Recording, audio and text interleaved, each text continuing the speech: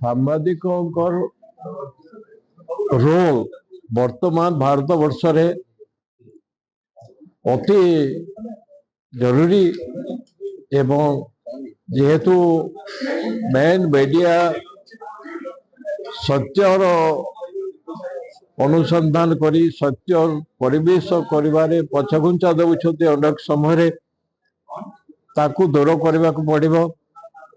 ତାପରେ ଗଣତନ୍ତ୍ର ଦେଶରେ ଆମେ ଲୋକମାନଙ୍କର ବିଶ୍ୱସନୀୟତା ହେବା କଥା ଏବଂ ଯଦି ସାଧାରଣ ଜନତା ଆମ ଉପରେ ବିଶ୍ୱାସ ରଖିବେ ତାହେଲେ ଆମର ସମ୍ବାଦ ଗ୍ରହଣୀୟ ହେବ।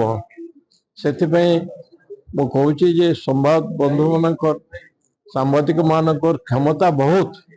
ସେମାନେ ଲୋକମାନଙ୍କ ଠାରୁ ତଥ୍ୟ ସଂଗ୍ରହ କରି ତଥ୍ୟ ଭିତ୍ତିକ ସାମ୍ବାଦିକତା କଲେ ଆହୁରି ଗ୍ରହଣୀୟ ହେବ ଏବଂ ଗଣତନ୍ତ୍ର ସୁଦୃଢ଼ ହେବ। ଗଣତନ୍ତ୍ର ରାଷ୍ଟ୍ରରେ ସରକାର ନିଜର ଭୁଲ ଜଣାଇବାକୁ ଆଗ୍ରହ ପ୍ରକାଶ କରନ୍ତି ନାହିଁ।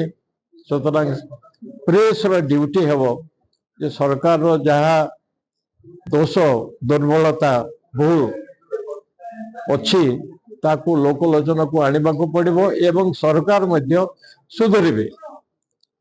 ସୁତରାଂ ସରକାରଙ୍କ ଆଇନ, ସରକାରଙ୍କ ପଲିସି, ସରକାରଙ୍କ ପ୍ରୋଜେକ୍ଟ ତାକୁ ତଦାରଖ କରିବା ଦରକାର, ତାକୁ ଆନାଲିସିସ୍ କରିବା ଦରକାର।